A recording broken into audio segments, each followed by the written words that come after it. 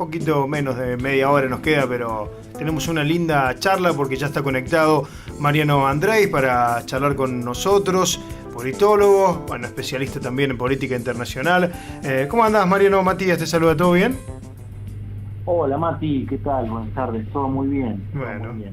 un gusto poder charlar contigo lamentablemente tenemos no muy buenas noticias de lo que está pasando en el mundo y sobre todo en nuestra Latinoamérica y para ser más precisos en Ecuador, ¿no? Sí, así es, un país que llevo muy caro en mis afectos porque hace un tiempo, hace Sí. poco tiempo estuve ahí y la verdad que duele mucho lo que pasa en Ecuador.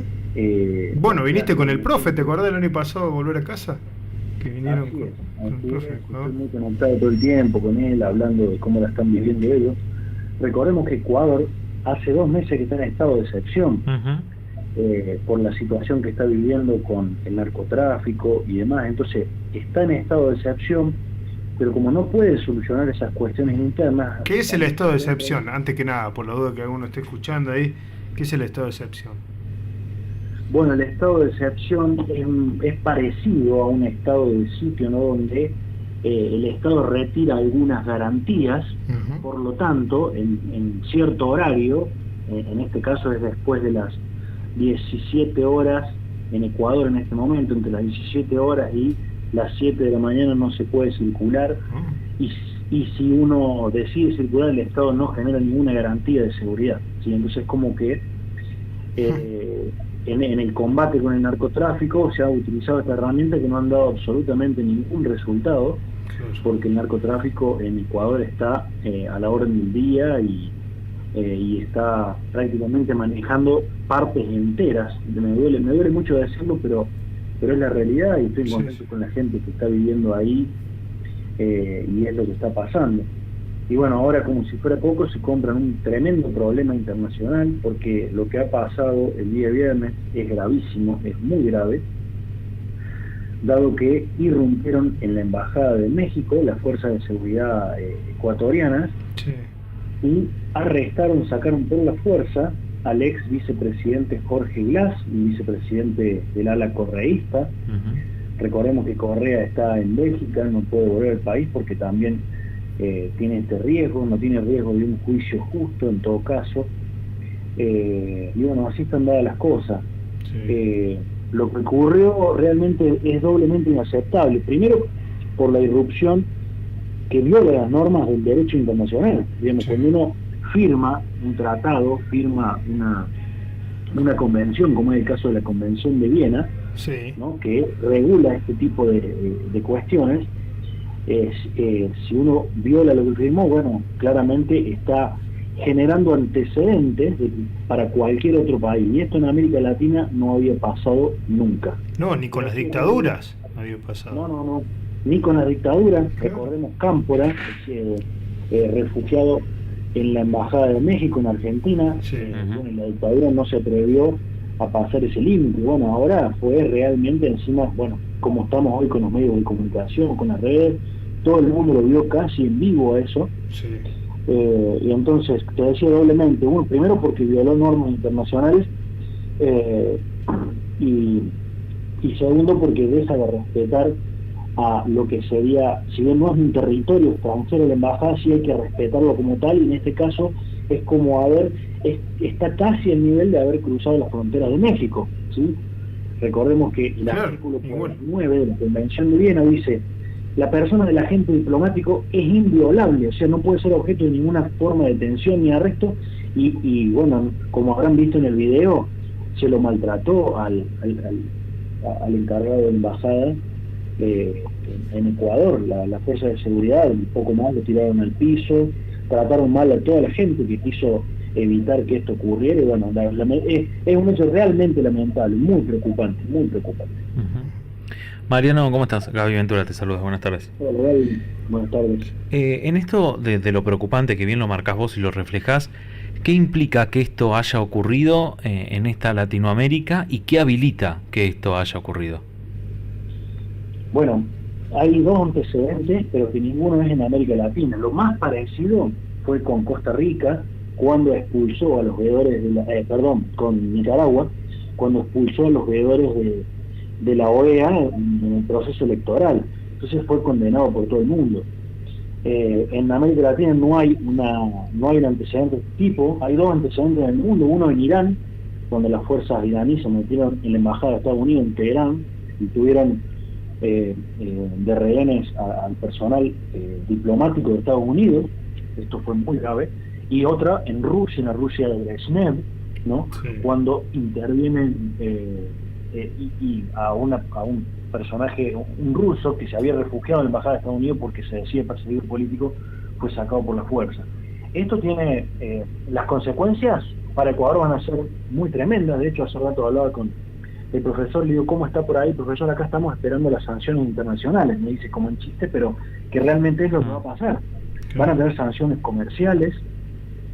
De hecho, la Unión Europea, por ejemplo, y el mismo Estados Unidos han condenado, porque esto es algo que genera un precedente muy peligroso. Exacto, claro. Y no se puede, bueno, Argentina, de manera tibia y como sea, pero también ha condenado, porque cuando uno pasa ese límite es como que ya habilita, primero a través de las Naciones Unidas, habilita la intervención del Estado. Si el Consejo, si esto se presenta ante la Corte Internacional, como dice México que lo va a hacer, y ante el Consejo de Seguridad, digamos, subiendo los distintos peldaños, ¿no?, de las sanciones, puede inclusive habilitar la intervención militar a Ecuador. Sí. Sí, entonces, te digo, no es algo que puede pasar desapercibido. No. Yo creo, si vos me preguntaras a priori, creo que eso no va a pasar, porque es un gobierno que está haciendo, sobre todo, está siendo benevolente con los Estados Unidos, ¿no? Entonces eso no creo que vaya a llegar. Estados Unidos cuida bien de su patio trasero, ¿no? Sobre todo cuando hay alguna afinidad ideológica. Claro. Si no, ya hubieran intervenido, me parece. Si hubiera sido tal vez como le pasó en algún momento a Venezuela, tal vez, ¿no? Que buscaban debilitarlo. Fíjate, sin ir más lejos, lo que es en estos momentos con Venezuela, es como que han soltado esa pelea, sobre todo que era una pelea discursiva y mediática, ¿no?, de cierta manera. Así es. Bueno, México y particularmente López Obrador no es el mejor amigo tampoco de los Estados Unidos. Entonces, claro. Yo creo que formalmente corresponde hacer lo que hizo la Unión Europea, lo que hizo Estados Unidos, porque, bueno, como te digo, el antecedente es muy delicado y habilitaría a que se rompan las reglas del sistema internacional, las reglas vigentes. Entonces ahí ya estaríamos hablando de algo que no le conviene a nadie, ¿no?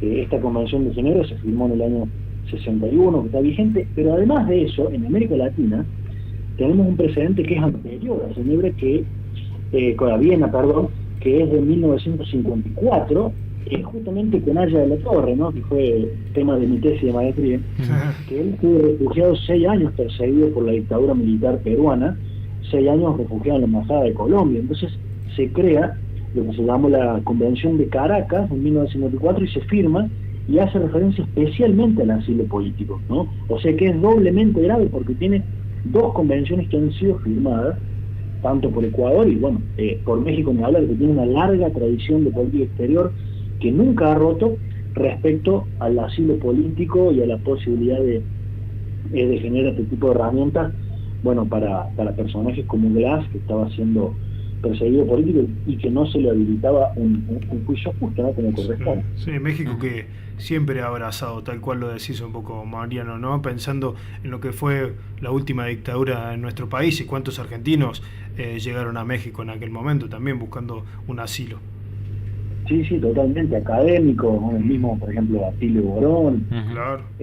Entre muchísimos otros. Realmente tiene una tradición diplomática muy interesante México. De hecho, la actual canciller de México es Alicia Bárcena, que estuvo mucho tiempo al frente de la CEPAL. Es gente muy formada y realmente cuando uno ve este joven presidente de Ecuador y la canciller también ecuatoriana, las declaraciones que no tienen nada que ver con el derecho internacional, es preocupante. O sea, la canciller dice que no es lícito que las personas condenadas o procesadas por delitos comunes y por tribunales tengan asilo. O sea, no es lícito no estamos confundiendo derecho interno con derecho internacional. Claro. ¿Sí? Es algo muy básico. ¿Sí? Sí, totalmente. En esa histórica relación que ha tenido México con estas cuestiones, también pensaba más cercano en el tiempo, la negociación entre Alberto Fernández y AMLO por Evo Morales y García Linera, que es otro tema hoy, cómo están las relaciones entre ellos, pero también en aquel momento después del golpe. Quería preguntarte particularmente si esto se mete de lleno, si es parte o no de la discusión que está dando México para elegir a su próximo presidente o presidenta, que va a darse este año, porque AMLO tiene mandato por algunos meses más y no puede ser reelegido. Así es, no hay, en México son 6 años, no hay reelecciones, un único periodo, y hay elecciones generales el día 2 de junio, y el 2 de junio esas elecciones son bastante generales porque se eligen más de 500 personas, entre diputaciones, entre senados, ¿no? También tuve la suerte de estar en ese Palacio de San Lázaro donde sesiona, y realmente por la cantidad de habitantes que tiene México, es muy grande, así que se van a definir, no solo se va a definir la presidencia, sino que se van a definir senadurías y muchas alcaldías también, y yo no creo que esto que ha sucedido vaya a afectar negativamente. ¿Por qué? Porque tanto la derecha, el PRI, el PAN, hasta Vicente Fox, distintos partidos que han gobernado México siempre han tenido la misma línea en el tema política exterior. En eso es muy parecido a Brasil, donde hay una Cancillería que es muy fuerte, ¿no? Y que tiene líneas de política exterior y que definen muy bien su interés nacional. Entonces, yo creo que de haber reaccionado de otra manera, México sí hubiera tenido problemas, pero creo que ha seguido la línea que como Estado México viene siguiendo. Entonces, este 2 de junio sí va a pasar algo histórico en México, eso lo podemos adelantar, que va a tener a la mujer, a la primera mujer presidenta, a la primera presidenta mujer, ¿no? Que nunca tuvo una mujer en la presidencia, México.